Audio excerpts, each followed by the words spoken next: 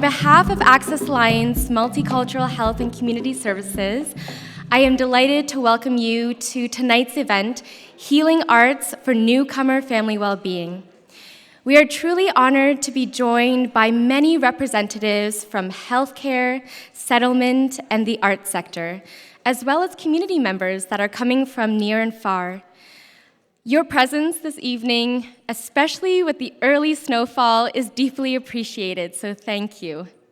My name is Christen Kong, and I serve as a health promoter at Access Alliance, as well as the HEAL Project Coordinator, where my work really focuses on enhancing newcomer mental health through the arts. And it is my great pleasure to chair tonight's gathering. So this evening, we're going to be hearing from many different people. We're going to be hearing from opening remarks, followed by an introduction to the HEAL Project. We also will have a panel discussion featuring 6 speakers and some concluding reflections. So throughout the evening, again, enjoy, sit back, listen, and let your curiosities roll. I want to, before we begin, take a moment to do our land acknowledgement. To recognize and honor the land in which we work, live, and grow on. So Access Alliance acknowledges that we operate on the traditional lands of the Huron-Wendat, the Anishinaabe, the Haudenosaunee, and the Mississaugas of the Credit. We recognize the deep and ongoing impacts of colonialism, genocide, forced displacement, and residential schools had on Indigenous peoples. As settlers, immigrants, and descendants of those brought here through the transatlantic slave trade, we are committed to learning from Indigenous communities, honoring their resilience, and taking action against colonial violence through solidarity, accountability, and shared stewardship of this land. I also want to add a personal story that at the beginning of the HEAL project, our team attended the Knowledge Hub Exchange in Winnipeg. And there we met our first Indigenous artist, Val Vint. And her influences have continued to shape the work in this project. Val believed in the transformative powers of Indigenous art, an idea that deeply resonated with us as we began this project. And one of my favorite things is she brought us to a park, and they had this huge steel sculpture. And on that steel sculpture, the name was Nimama. And Nimama means my mother in Cree, Ojibwe, and Métis. And it portrayed a pregnant woman embodying motherhood, Mother Earth, and new beginnings.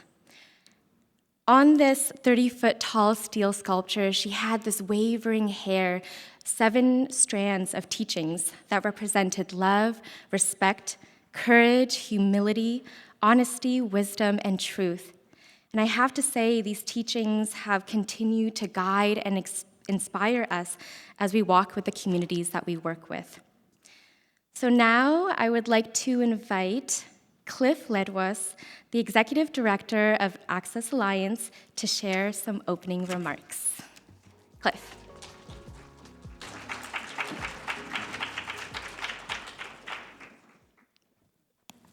Okay, hello everybody. It's wonderful to be here this evening, and I'm not going to stick with the script. I'm going to go a little bit off script and share just some of the moments that I've had already this evening. When I first arrived, I picked up these 2 catalogs, and these are beautifully done and really wonderful documents that we will be able to take home with us tonight. What I particularly enjoyed about these 2 catalogs was flipping through them and seeing the wonderful artwork, but then looking at all of these wonderful little circles with all of the very particular stories about what is seen and the symbols that are in these artworks. So this is wonderful. Please take time this evening and tomorrow and on the weekend to read through these catalogs. They are beautifully done. The other thing that struck me as I arrived was, and was walking around, was I had this overwhelming sense that I was in a gallery and I was here to buy some of these really beautiful artworks that you see in the room. These are amazing and beautiful works. They are filled with stories, they are filled with symbolism, and it's truly expressive art. that we see here and that we're celebrating tonight in this wonderful project. I'm going to share with you that my training is that I'm an art historian, and you can see how an art historian would become an acting executive director of a community health center. It's a completely logical story, which I won't bore you with, but needless to say, here I am. And when we see programs like this, it really does speak to so many things that I value in the world, and one of them is art and craft, and how wonderful art and craft are as ways to be able for people to enjoy, for people to work through the feelings that they have, for people to express the feelings that they have. The other thing that I see in the role that I'm currently in is that so many people don't think that they're creative. And that's horribly disappointing, because all of us, every single one of us, are filled with creativity and we're filled with expression. And we need to be able to explore those things. So many people that we work with at Access Alliance, so many of the people that we support and we provide care to, have also experienced some things that are really horrific, both in their home countries and on their arrival in Canada.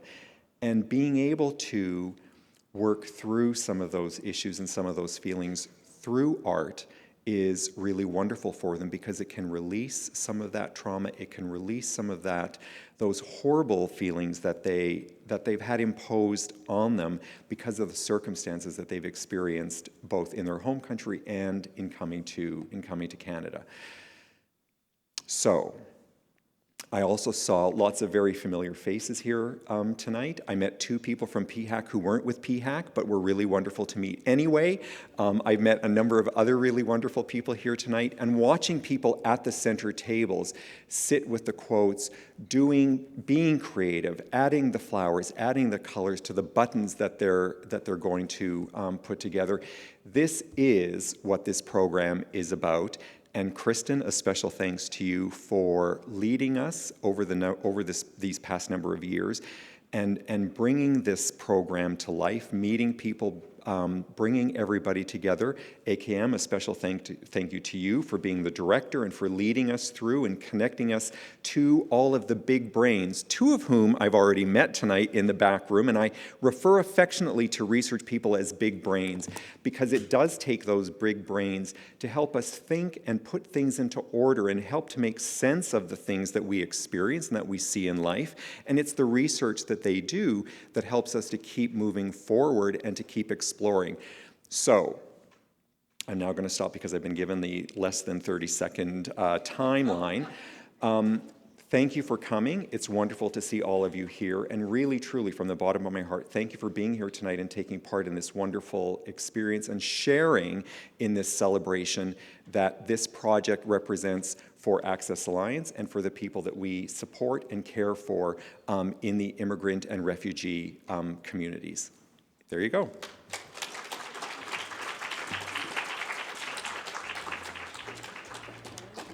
Thank you, Cliff. And I want to say thank you to Access Alliance for being a healthcare agency that truly values the arts and allows us to experiment and really dig deep into our imagination to do really good, caring, creative healthcare. Okay, so our next speaker, I would like to invite Dr. AKM Alamgir. He is the Director of Knowledge and Learning at Access Alliance. He is also a professor at York University and has a PhD in evaluation.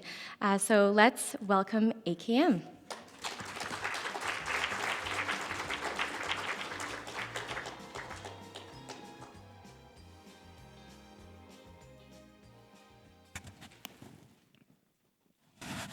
Good evening.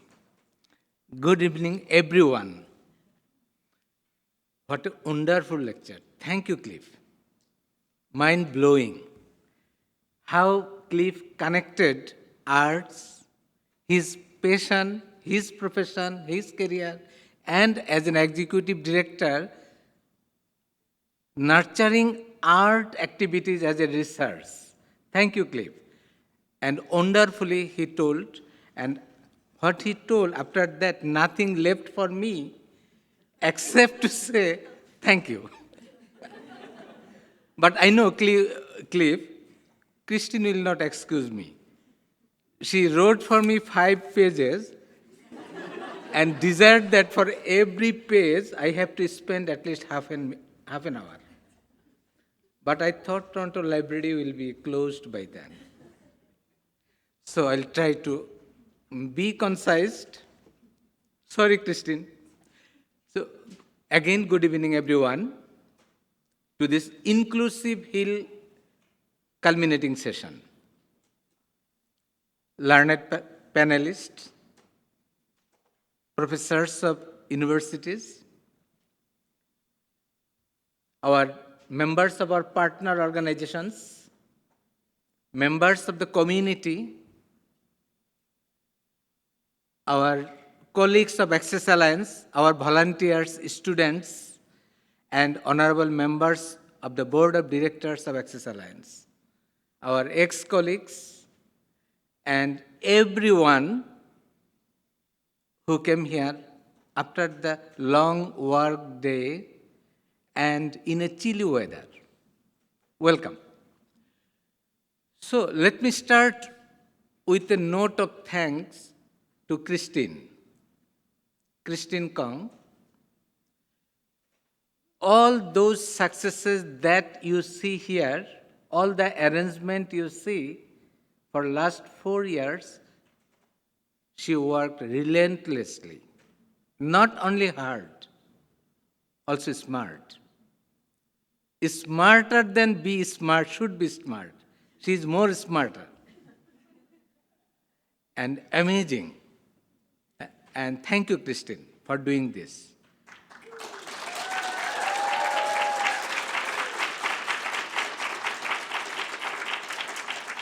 And with Cliff's support for starting the program, we could be here. We felt full freedom at work for decision making, for doing all programs, all activities. Cliff allowed us to do that with full freedom. So thank you, Cliff. Our Immigrant Insight scholars, from the beginning up to now, Jasmine is working now, and I saw another immigrant scholar, Sangjukta, who was working here before. Thank you all. And I have only left 2 minutes. We started the Hill project 4 years before. Thank you, PHEC, for funding us, for trusting on our abilities, for 4-year funding.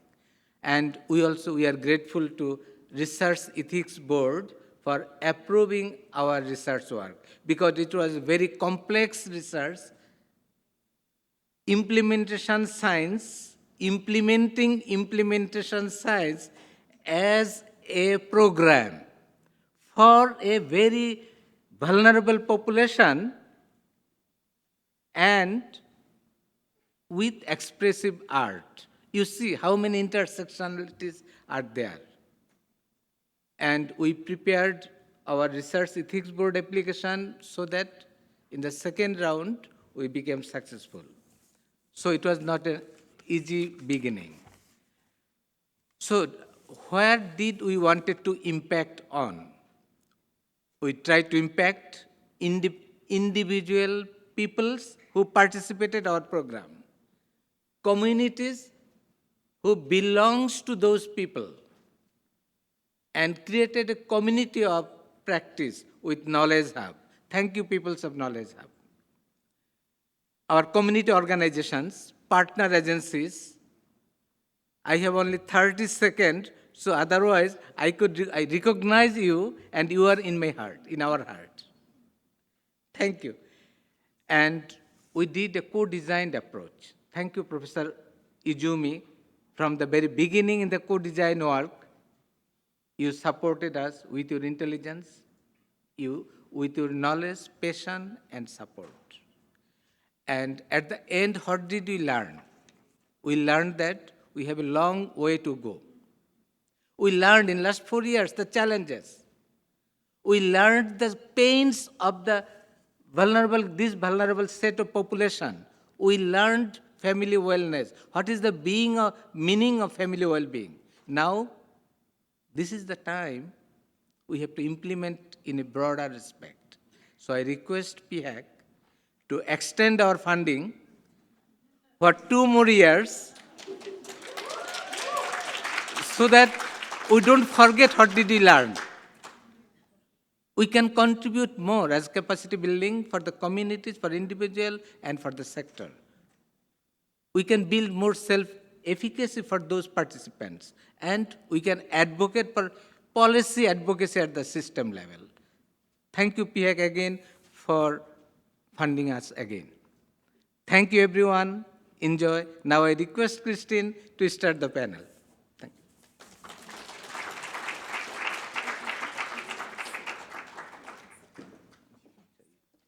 you. So you invite me, Daniel? Yeah, you can invite me. Thank you, AKM. And you're touching on something really important, which is sustainability.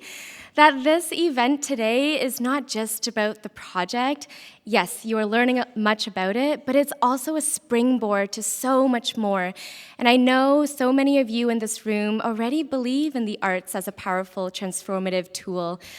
So we're going to enter into a panel where we're going to hear about many different angles and perspectives about art and health. All right, so for panelists, I'm going to introduce you, and you can come and take a seat in one of these comfy chairs. All right, so the first person, I would like to introduce Izumi Sakamoto. She is Associate Professor at the University of Toronto, Factor in Wintosh Faculty of Social Work, and an Academic Fellow at the Center for Critical Qualitative Health Research. Dr. Sakamoto's work combines community-based research and arts inquiry, focusing on immigrant justice, anti-Asian racism, and Japanese-Canadian identity. Since 2017, she has directed the Japanese-Canadian Arts and Activism Project, exploring how art and activism can create meaningful social impact. So please welcome Izumi. Thank you. Thank you. Yes, very nice, yes. The next, I would like to invite Maggie To. Maggie is coming from the community of, she is a community education coordinator for gender-based violence at OCASI, the Ontario Council of Agencies Serving Immigrants. Maggie is a second-generation Chinese-Vietnamese social worker and has extensive experience supporting BIPOC and marginalized communities across social service and healthcare settings. She has worked with practitioners and organizational leaders to build capacity on gender-based violence. Let's welcome Maggie.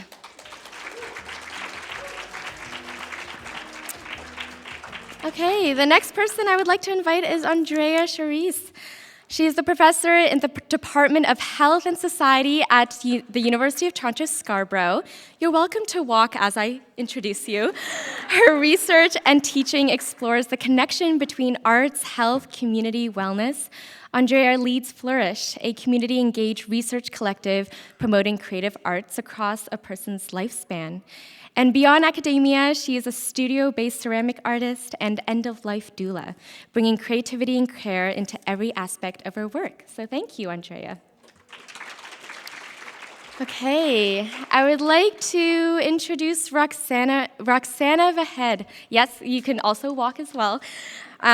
She is an expressive arts therapist, a social worker, with over a decade of experience supporting newcomers to us LGBTQ+ individuals. Roxanna now specializes in supporting neurodiverse adults, particularly those living with ADHD and ongoing life transitions. Integrating expressive arts therapy, she uses also somatic interventions, interpersonal neurobiology, and talk-based therapy.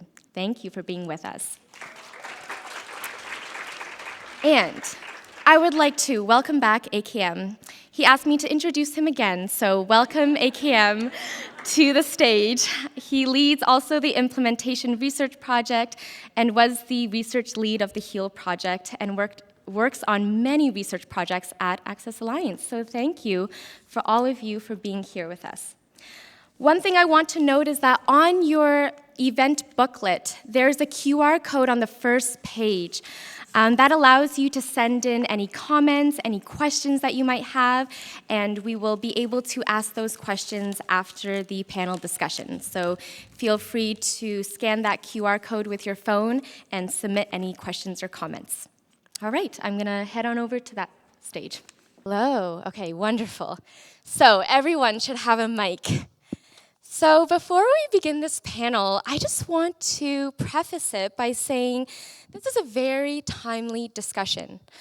Although the arts, we know, is an ancient practice that has been used all over the world by many communities as a means for humans to tell stories, convey rituals, communicate with each other, I have to say in the last 5 years, the art and health narrative has really skyrocketed, and there has been many pivotal milestones.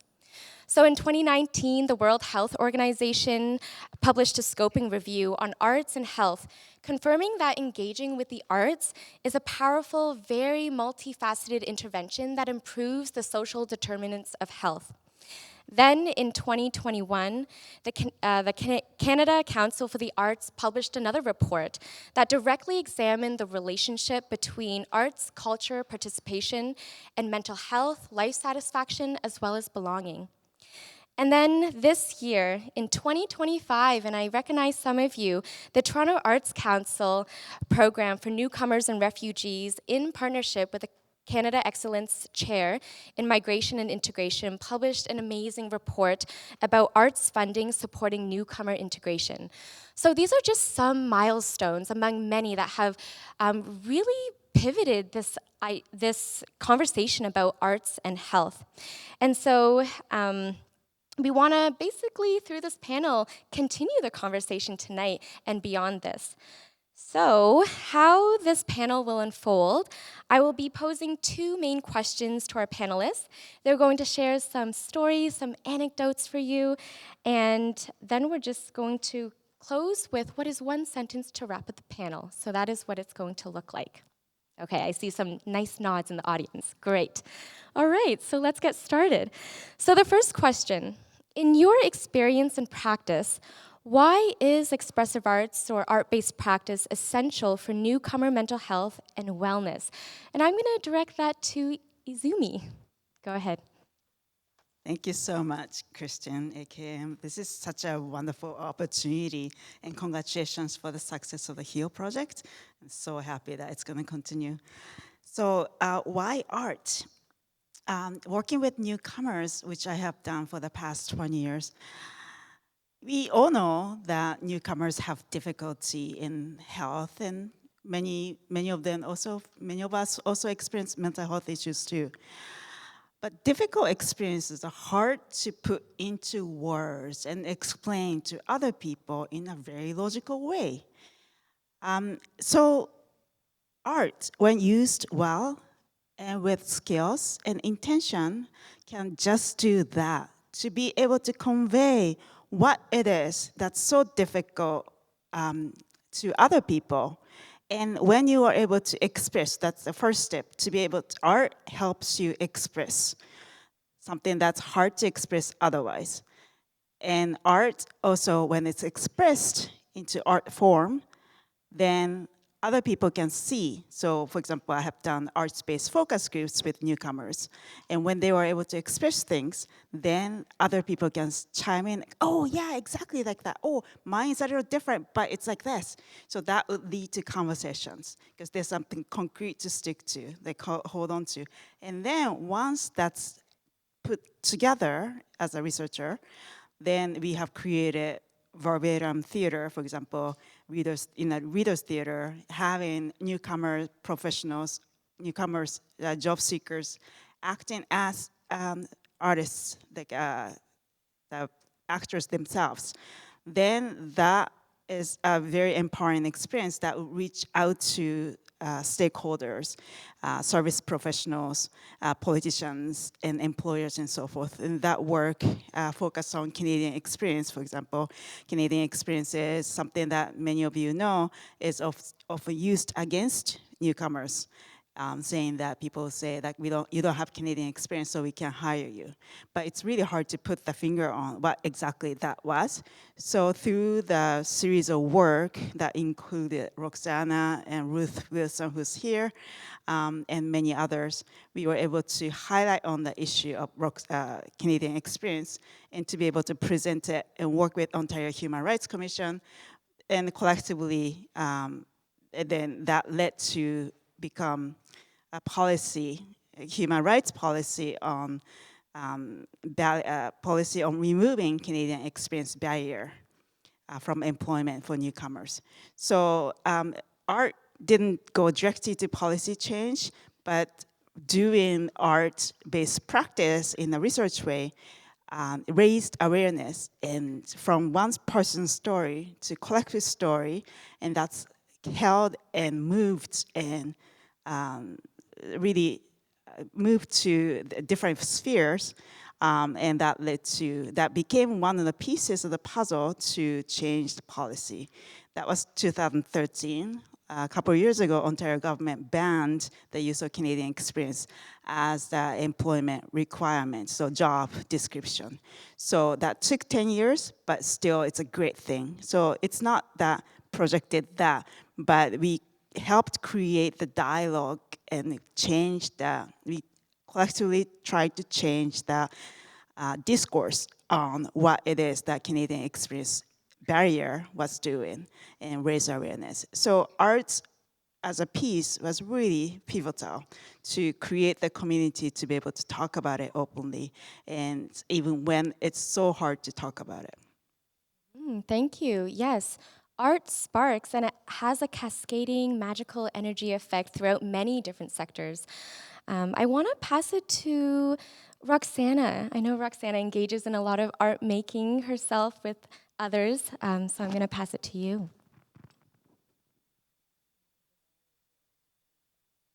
Is this great? Okay. So I guess I want to just start with, I imagine you all are as well. I'm incredibly moved by the paintings.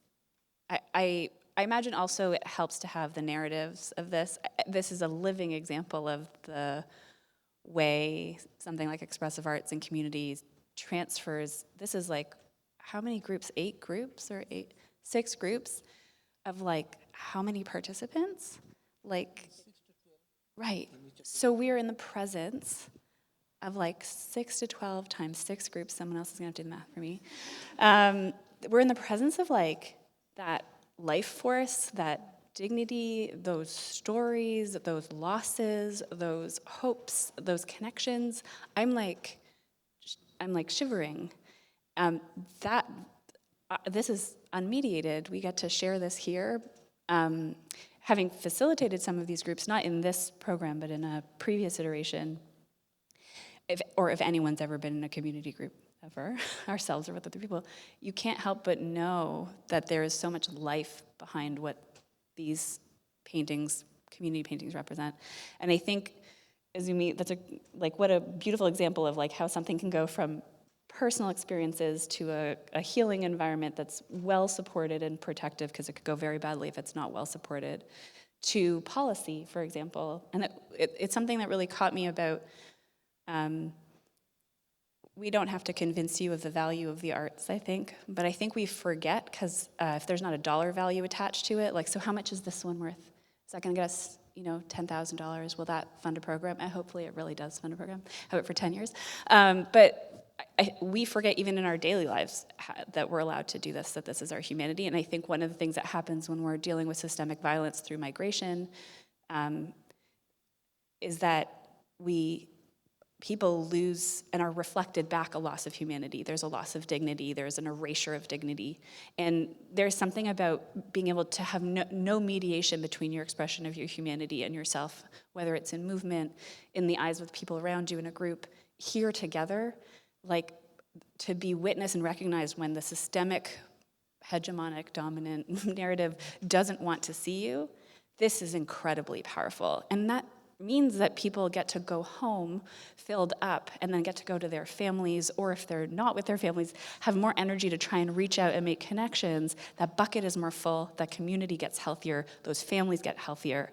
When we nourish anyone in these communities, it has a trickle-down effect that is transformative. And I'm going to bet that there are people from some of these groups who 10 years from now are going to be part of contributing to, if not already, to something that resulted from the energy that came from here, from being seen, from being recognized. And one of the things that I think that's important about these groups is not just the groups themselves, but that the relationship to the community health centers, to the knowledge gathering, that it's not lost. I think it's also, I don't know, Christen, about this, but in my experience, it was important for participants knowing that the project was part of a bigger thing. It was as well.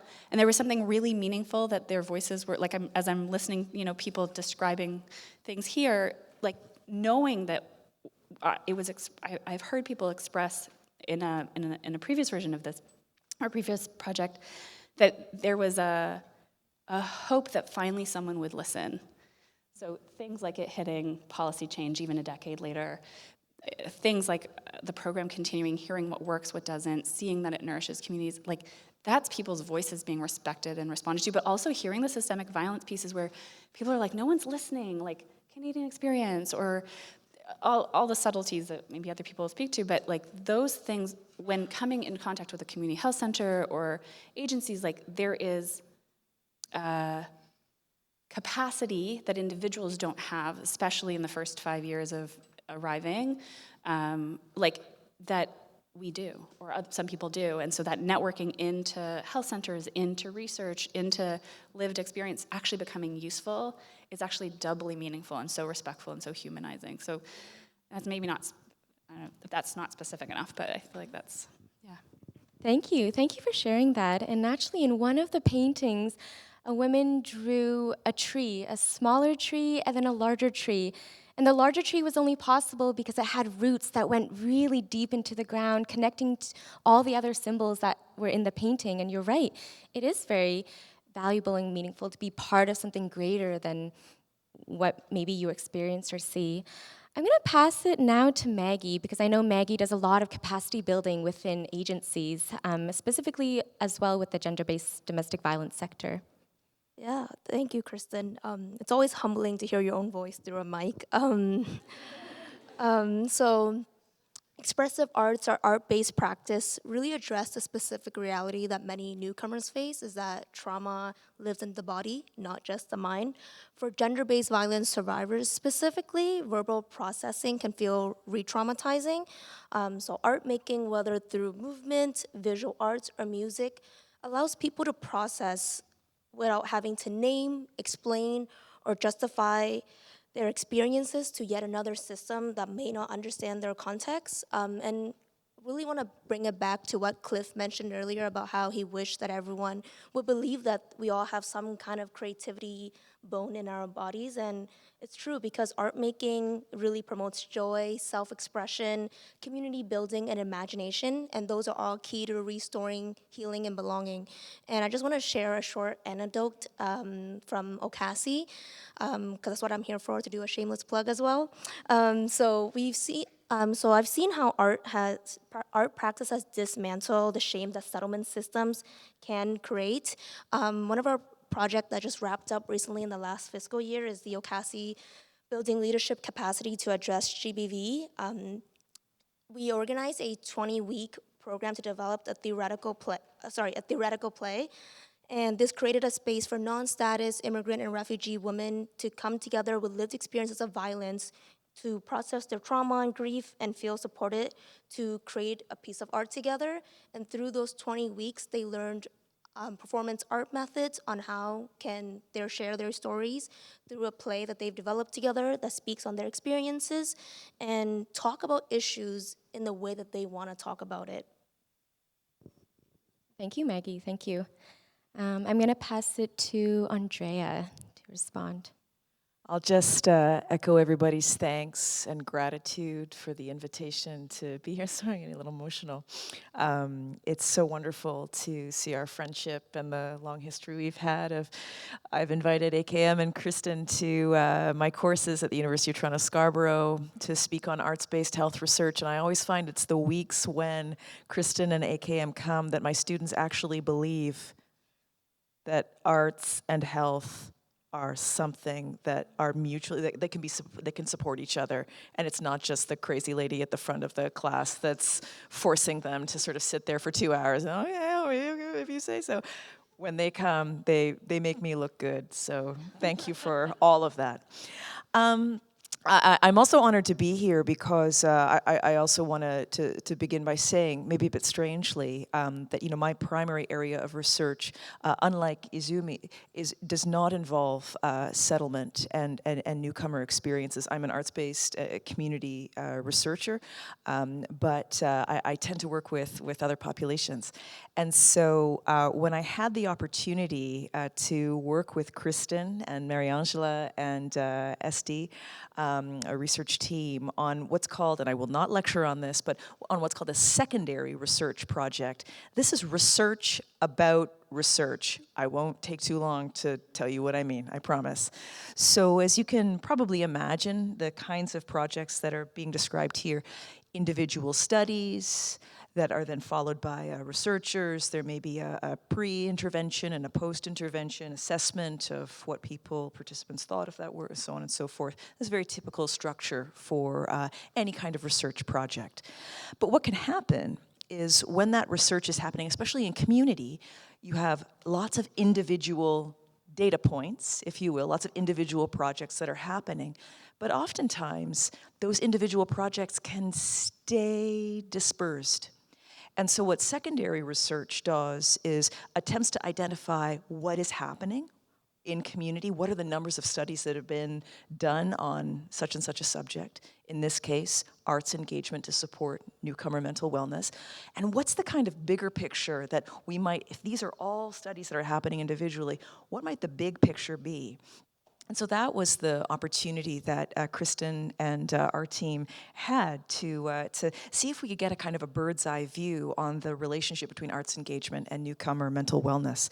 And I want to share with you some of the findings that we had. And I'm very proud to say that we've just had you mentioned a scoping review, we did one as well, and it's now currently under consideration in an academic journal.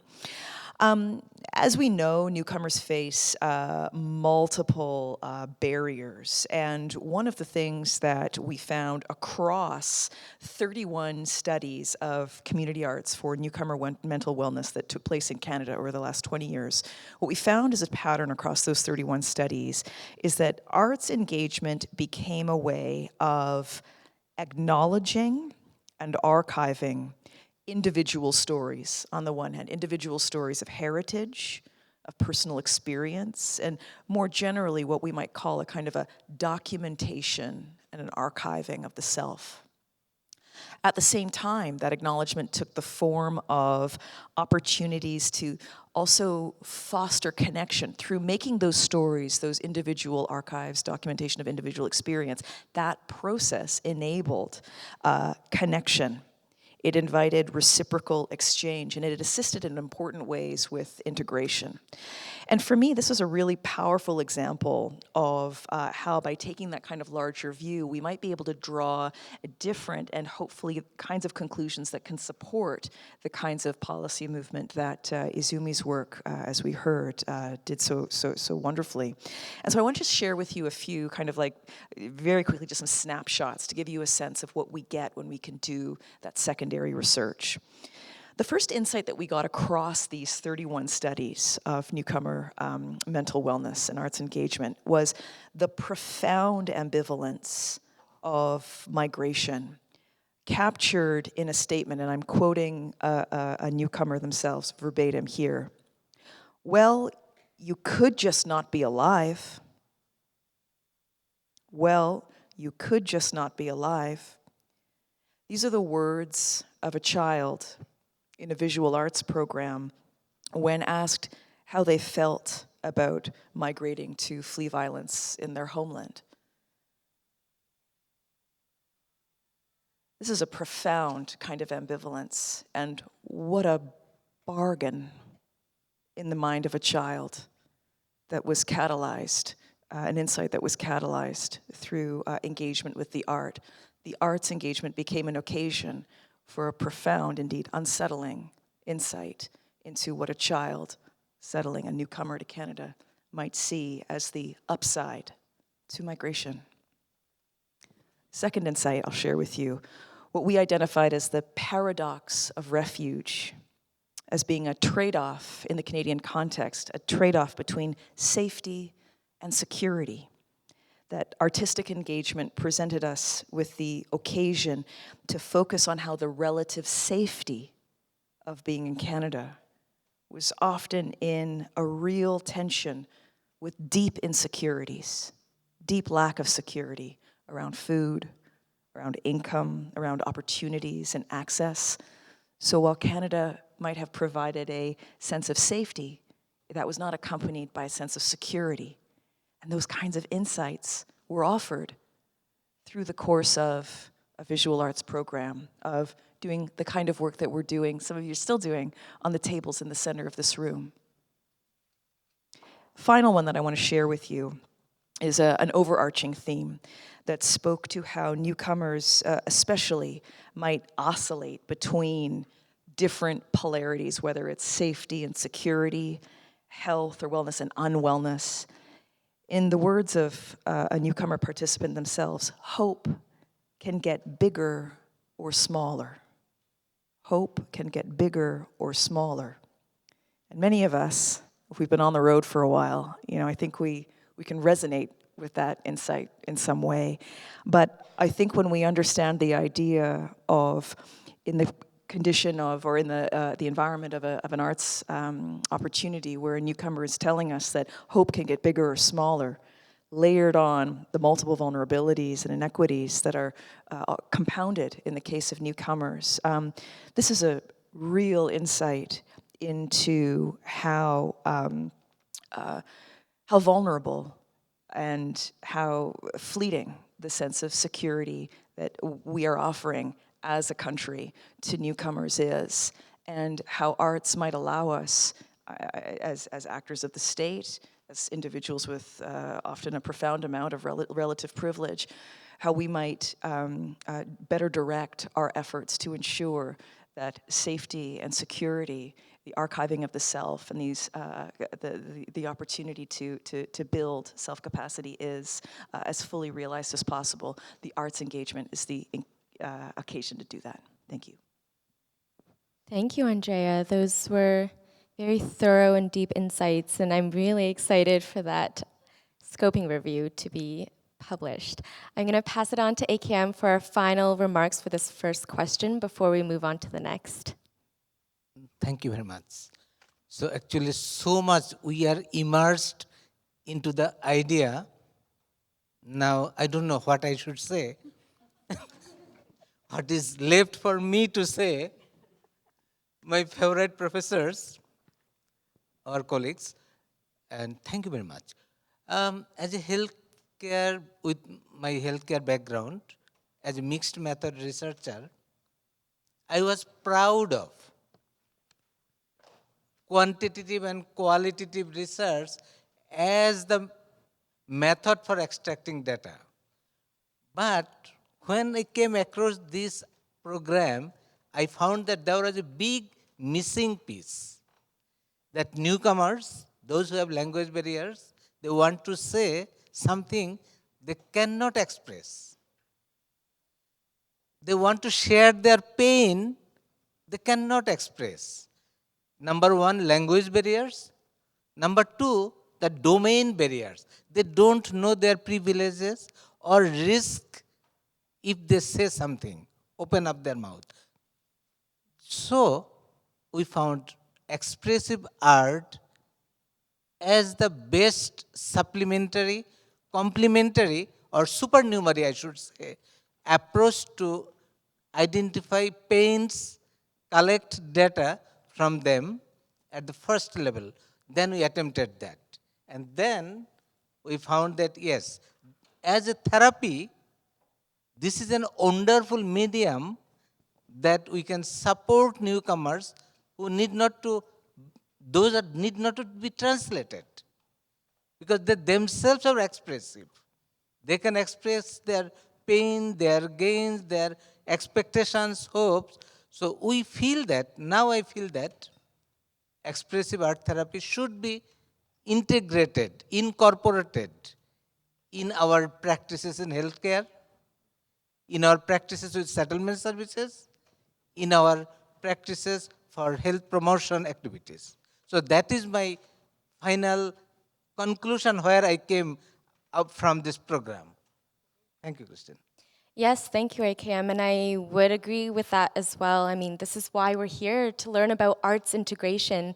And it's not just arts as complementary, but an actual integration, that it becomes a norm for our systems to take creative care very seriously.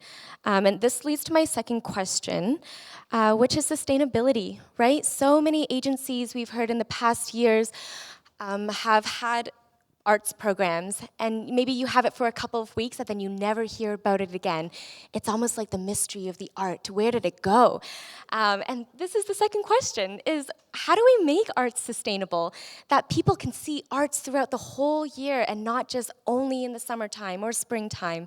And that's what we're really talking about here, is after projects like this that gain a lot of momentum, gain a lot of knowledge, what are we going to do with that knowledge moving forward and helping that be sustainable for a lot of communities? So that is my question. How are we going to make arts integration sustainable? So I'm going to start with, who should I start with? Okay, Maggie shook her head. I'm not going to start with Maggie. I'm going to go to Roxanna to start with, yes, sustainability of arts integration.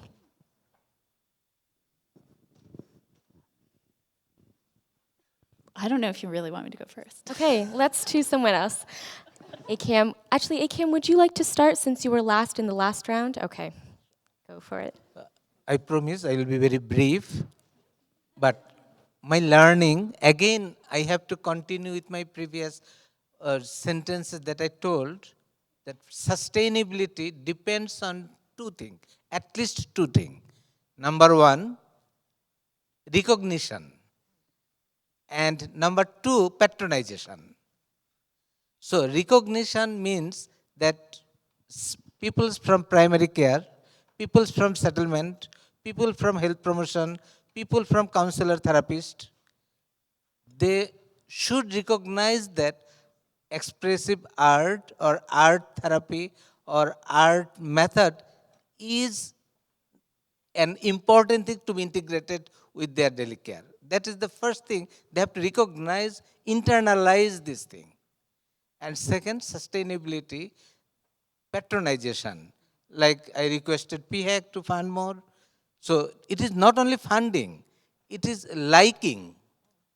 It is feeling the importance that yes, this is important and we have to patron.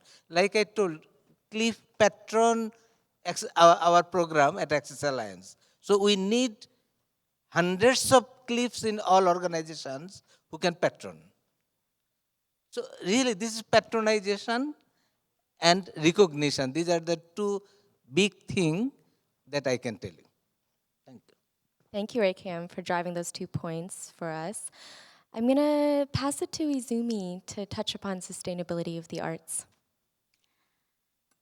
I think AKM's points are really great. And for community agencies, sustainability comes down to funding. Often the lack of funding. So there's a special funding that they could get, and they were able to have some special programs during the summer, maybe using students. But when the funding runs out, then you may not be able to continue. So the funding that Access Alliance received is just tremendous opportunity. I'm just still so happy for Access Alliance to be able to do this program. So I think we need to recognize as a whole, that as a community, as a public, as a whole, that art is not like as-on. This is something that other people have said already, but it's integral to build inclusive and may I say, decolonizing knowledge possible. Because we are often locked into particular ways of thinking and seeing and hearing things, and that's how we work. I do this exercise in my class, and a couple of students are here today, but I have put up, I asked students to draw a map of the world, and then they struggle to draw it on the map, like on the board, and then I, at the end of it, so after this somewhat crooked, map is up on the wall, I draw out, I pull out this actual map. Then two students hold it, and they always say, "Oh, that's upside down," because I pulled out map that south is up. And then it's so interesting. It's still the same map, but just because it's upside down, it looks so different. And often people say that makes me feel uncomfortable, that feels wrong. It's just a matter of direction. And the globe is round. So it could have been like up here, right? It could have been any ways. And also that to make it 2D, 2-dimension, you need to stretch out the end to make it as, map. So then we talk about, so who created this map? And whose intention was this? The colonial intention of the European nations to see them as the center of the world, trying to see that as legitimate authority to conquer other locations, right? So but that's drilled into us, our head, our mind since like kindergarten, and then that you keep seeing it everywhere. Then that becomes the common knowledge. Art helps to break the common knowledge that we get assimilated into, and to step out from that box so this is the unhealthy way of looking at things. That's the only way of looking at the world, where there are many, many other ways to look at the world, right? So it's like a map. So art helps us to step out, to look at the world, phenomena, people's experiences with different lenses. And like indigenous knowledges were seen as bad, not legitimate for a long time, still seen as such. But we as a public is starting to recognize, oh, oops, we are wrong. There are other ways, other systems of knowledge that are legitimate. We just thought that this is the only way.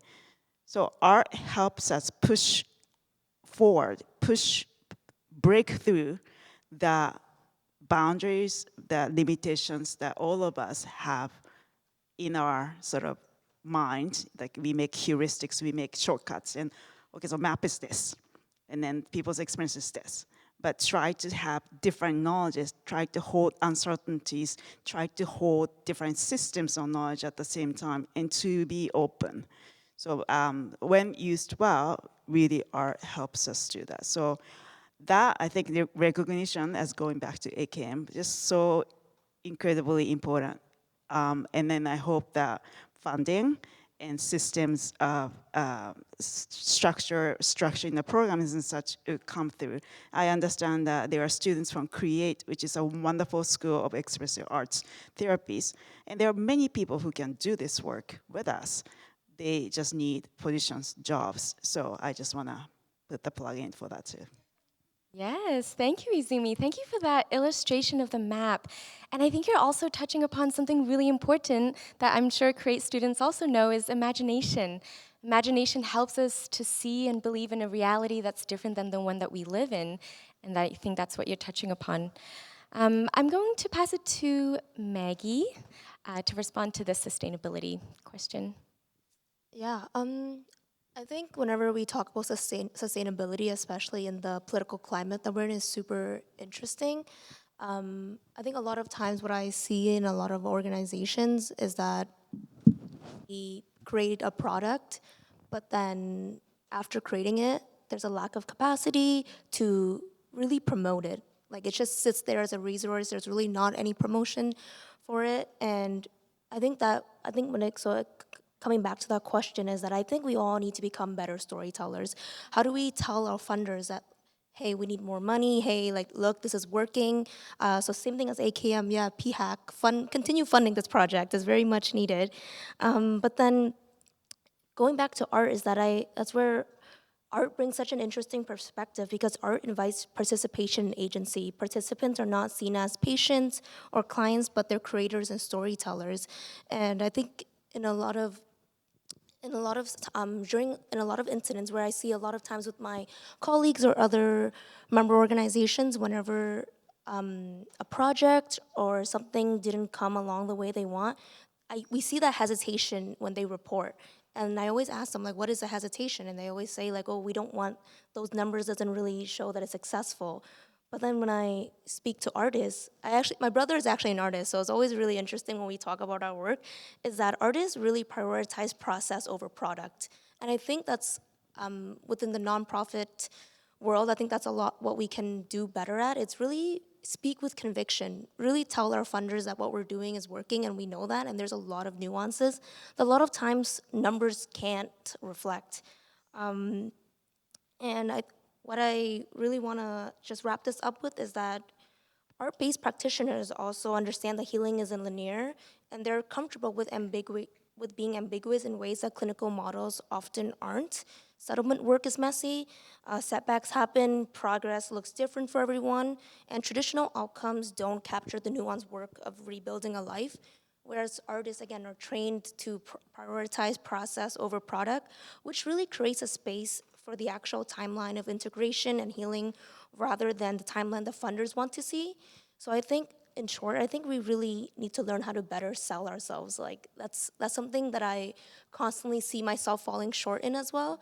I have a hard time even talking about the work that I do sometimes. There's a lot of imposter syndrome, but I think it's also the system that we're situated within, right? We're constantly told that the work that you're doing should be underpaid. It should be at this rate, right? And artists are the same. I have a brother who's an artist, and I see the precarity that he goes through. So I think it's really like what Izumi is saying and what everyone is saying is that the more we push for it, the more it becomes policy and the changes that we need to see in a systemic way. Thank you, Maggie.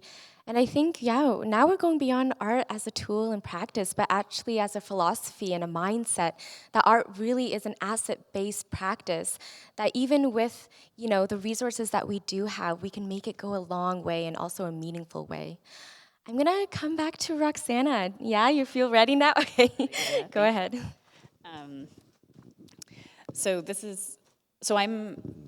I used to work in agencies. I'm currently in private practice, which is why I didn't want to go first. But this is helpful because one of the things as I'm listening that I think really catches me is for it to be sustainable, all of what we're saying is important, but also like personal exposure, training exposure. So if we want it to be sustainable in environments, people have to recognize it as legitimate. And that means the training institutions need to expose people so that it is seen as legitimate.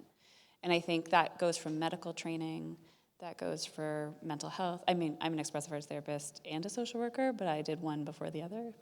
And so I valued it coming in. I found Izumi when I was in my program. I was so lucky to see it already valued and see the connections. That helped me continue. I ended up doing the research project that preceded this at Access Alliance because of those connections.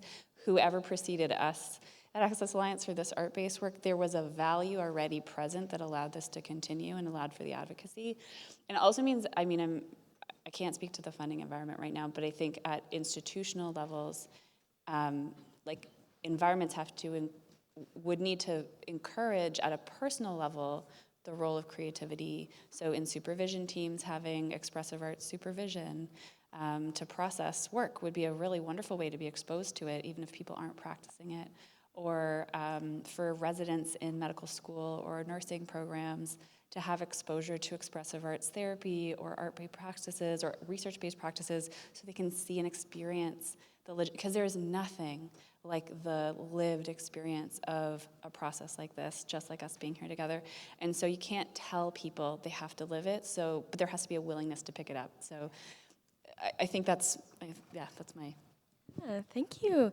Thank you. And I think part of sustainability is having artists as part of the healthcare team for those healthcare workers out there or organizations, and also settlement. What does that look like to have artists as part of the team? So we'll wrap up with Andrea. So I'll pass it to you. I've been sitting here listening to the wisdom of all these folks on the panel. I have three things. When I hear the word sustainability, in order to make me stop shivering, I try to think of sustainability and as legacy. Legacy feels like a more human word instead of, financial and institutional interests kind of coming in through the back door. So sustainability and legacy. The three things I'll have go from sort of very practical, might not fit in every situation, up to principles. The first is for art and exposure to this kind of wonderful work all the year round might go without saying, but to explore the opportunity for digital archiving and sharing wherever possible might not always be possible for every initiative for reasons of confidentiality and so on and so forth. But think about what's possible in terms of having a digital archive. And related to that is the second element of this. And I want to give credit to Essie Aya, who is a member on another research team, a treasured member, who has taught me the importance of monuments and shrines in the community health spaces themselves to this work.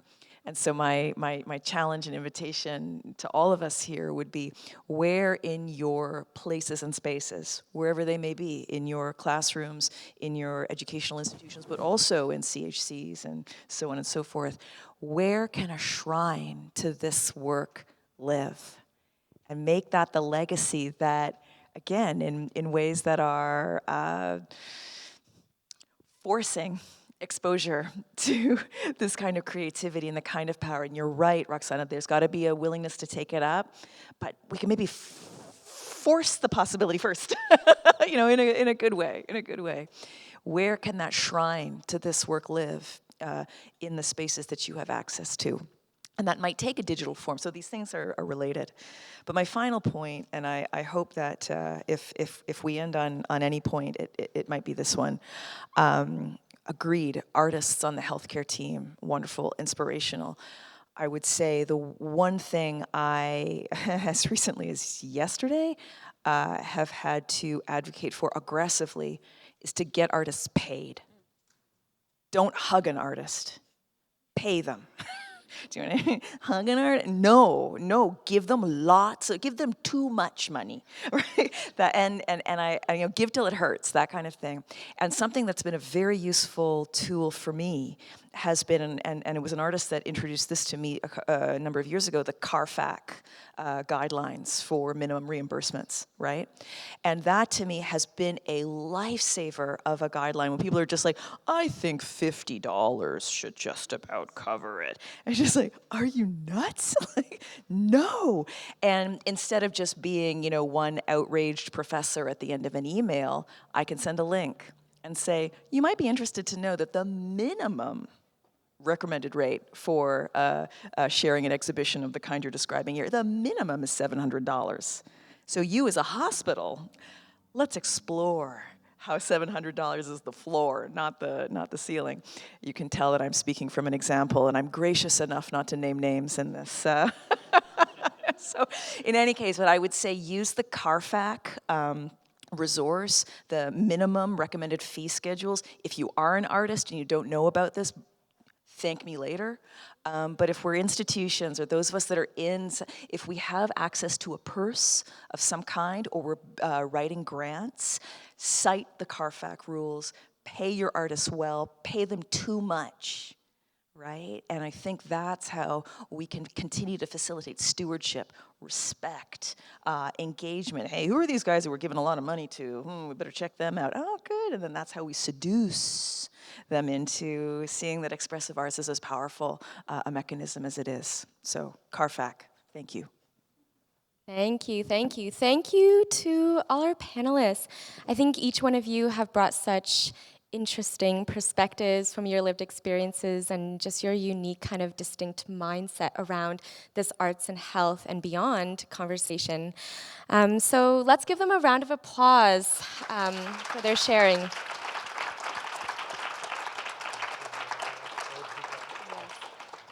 So I will say, I'm going to ask the panelists now to return back to their seats so you can relax, and we're just going to finish off the rest of this evening. I know that maybe some of you sent in some questions or comments. They are not lost in the abyss of the QR code. We will take a look at them. We're gonna send follow-up emails, and there's a lot more knowledge mobilization happening in the next couple of months with this project, with also people on this panel, so there's more to come. Okay, I'm gonna hop back over to the podium. Thank you.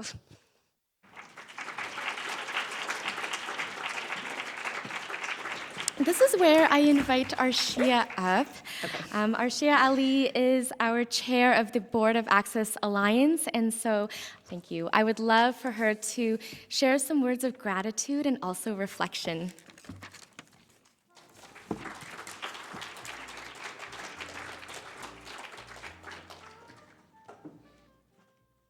Hello, everybody. Thank you so much for giving me the opportunity to speak to you on behalf of the Board of Directors. My colleague, Samira, is in the audience as well. So we were reflecting a little bit about some of the learnings we had today, and especially not only just from the artists, but also from the wonderful panel. And many of the amazing things have already been shared. So I'm just going to share a very quick personal story. So many years ago, I was a 19-year-old immigrant who came to a brand new country called Canada. And I remember I was very, still unsure about where I was, and I was walking down the campus at U of T, University of Toronto, and I heard a song, a familiar song from my country, and that sowed the seed of connection and belonging for me. And when I came today and I saw these amazing stories of, there are people who came from different countries, war-torn countries, and they are sharing their struggles with, a hand reaching out, we have to do this by ourselves, or the clock that's saying there's so much uncertainty and isolation and watching the time tick by. But I also saw images of butterfly and transformation and greenery and plants and trees and growth and hope. And I felt so touched by all of this imagery. And what you all shared and what I learned here today is that art is so powerful. Art is a medium that can transcend the boundaries, and it is a bridge for us to connect at a human level, beyond language, beyond all these silos that we have. So kudos to the funders, to the Access Alliance leadership, the staff, the volunteers, and everyone who has been part of this program and continue to do amazing work. It's truly an honor, and thank you for inviting the board members to come and attend and bear witness to this amazing work. Thank you, everyone.